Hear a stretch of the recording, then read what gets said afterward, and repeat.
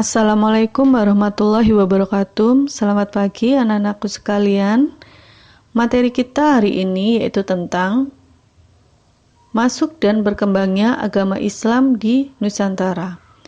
Sebelum Bu Vina menerangkan materi kita hari ini, perlu kalian ketahui bahwa agama dan kepercayaan itu merupakan sama.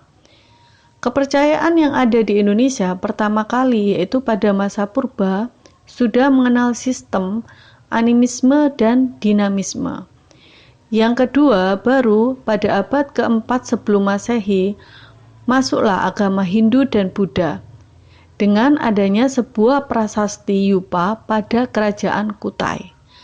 Yang ketiga, yaitu pada abad ke-7 sampai dengan 16 Masehi, masuknya agama Islam di Nusantara.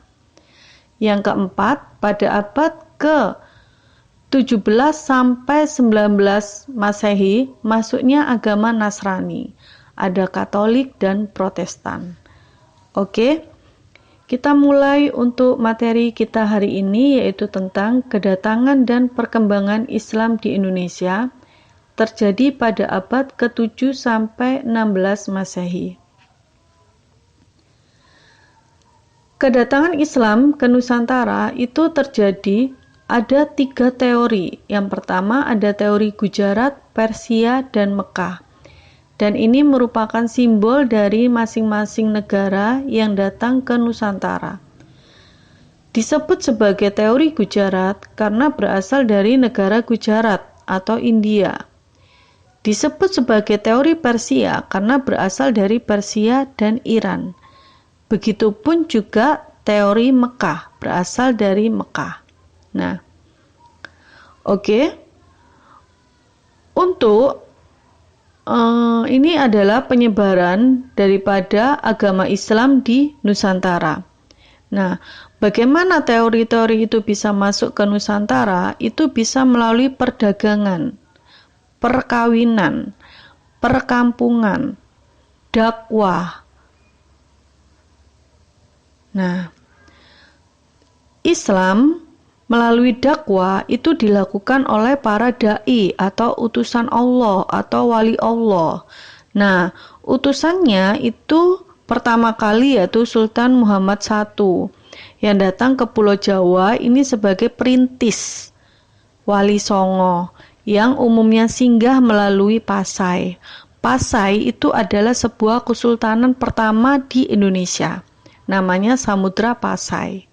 Sampai dengan Syekh Subagir dari Persia. Nah, kalau agama Hindu dan Buddha disebutnya kerajaan karena dipimpin oleh raja. Tapi kalau agama Islam disebutnya sebagai kesultanan yang dipimpin oleh sultan. Kesultanan yang ada di Nusantara itu dari Sabang sampai Merauke, dari Aceh sampai Papua. Ada dari Sumatera, Jawa, Sulawesi, Nusa Tenggara, Maluku, Papua, sampai Kalimantan. Nah, berikut adalah gambar-gambar kesultanan Islam di seluruh penjuru Nusantara.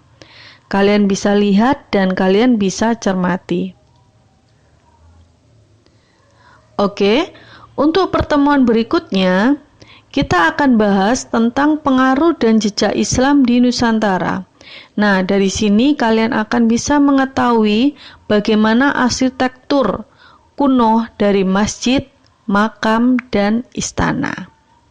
Oke, kesimpulan dari materi kita hari ini yaitu bahwa agama Islam masuk ke Indonesia dengan cara yang damai dan berangsur-angsur melalui berbagai macam teori. Ada teori Gujarat, teori Persia, dan teori Mekah.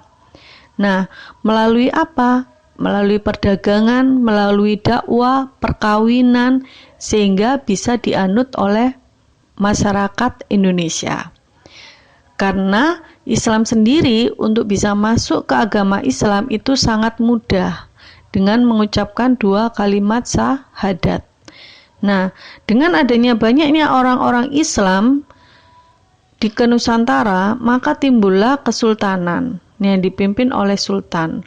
Nah, kesultanan ini tersebar dari Sabang sampai Merauke atau dari Aceh sampai Papua.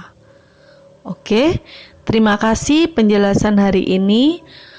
Untuk tugas kalian kerjakan uji kompetensi 1.